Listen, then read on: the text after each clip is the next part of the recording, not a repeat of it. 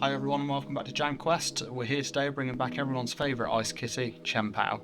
So this deck's featured already on the channel a couple of times now, following its release back in Paldea Evolved, and then again with our challenge winning build of Noah's Ark variant, both of which are still available for you to view on the channel.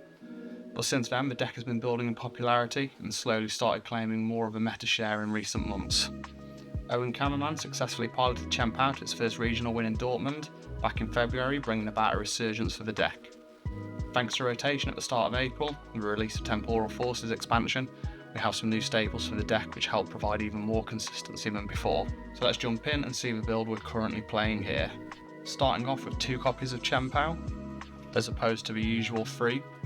Playing 1 less helps free up Pokémon space in the deck for other supporting cards, and usually 2 is enough with Super Rods and Heavy Ball in the deck. Starting with Chien Pao also makes you weak to a turn 1 2-prize KO from your opponent.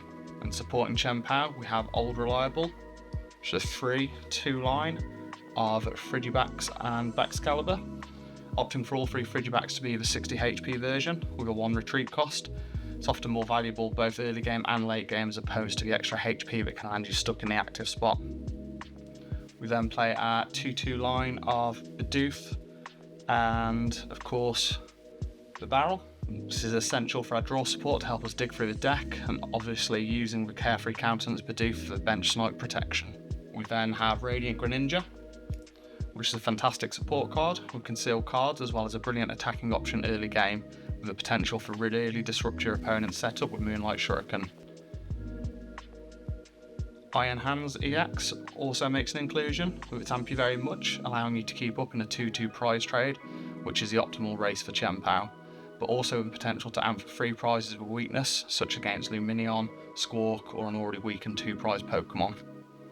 And then our newest addition is the Iron Bundle. So we're using this for its Hyper Blower ability. Forcing your opponents to switch out reactive can sometimes give an easier out to a KO than it would have been possible otherwise, and the fact that it gets discarded afterwards helps to free up bench space. Moving over to our supporters, we're still playing all 4 copies of Irida. Fantastic broken supporter really for the deck, allowing you to grab out a water Pokemon and an item card, making it completely essential. And it's such versatility in the early and late game. Your first copy usually brings you Candy and Backs, and later copies provide pieces to pull off successful turns, such as picking out cards like Super Energy Retrieval, Super Rod or Prime Catcher when you need them.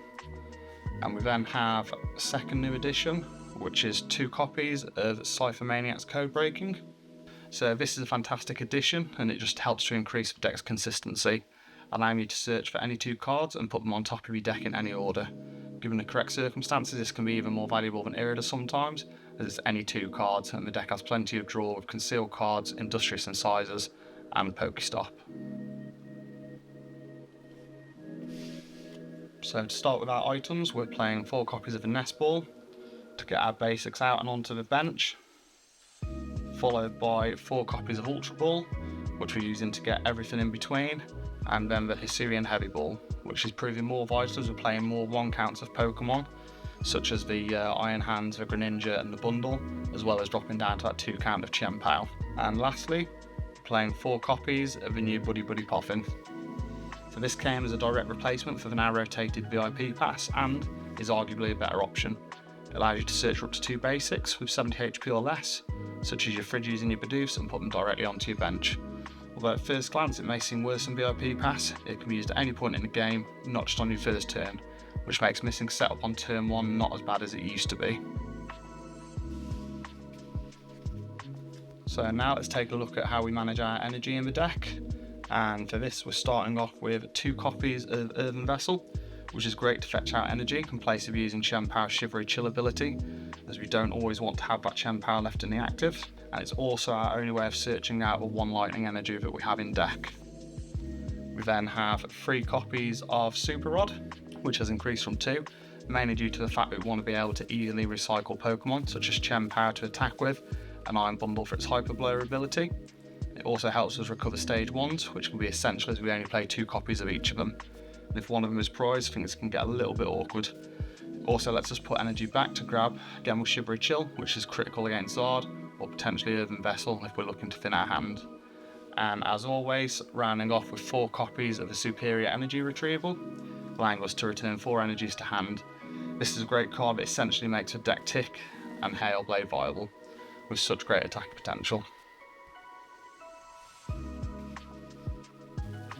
And then we round our items off with 1 copy of Lost Vacuum, which in this list has replaced Cologne.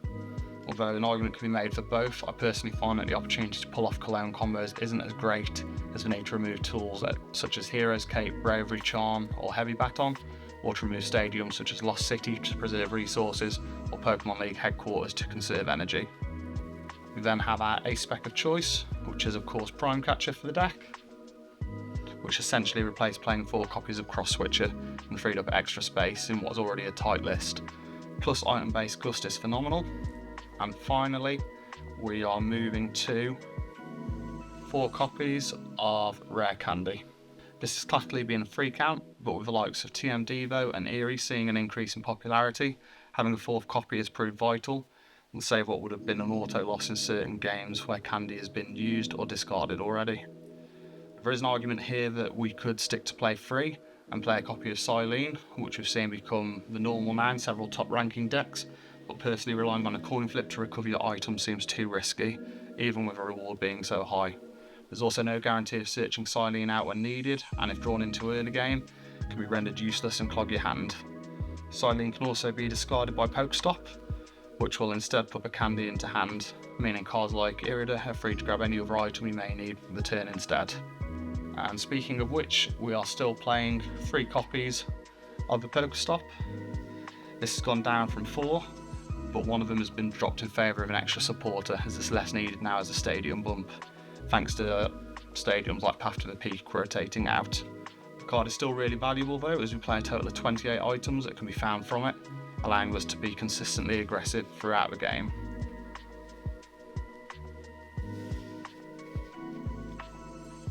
We're then running the usual 8 count of Water Energy, along with a single Lightning Energy.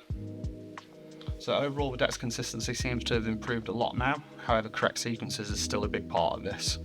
But we're really enjoying playing this archetype, with so much potential and raw attacking power. The deck is placed in great standings in the current meta. But that's just our opinion. Why not let us know yours in the comments below? And if you're new to the channel or haven't already, why not drop the video a like and subscribe for future content. You can now use our affiliate link as well with Magic Madhouse to help support the channel even more while purchasing all the pieces you need to master Chien Pao.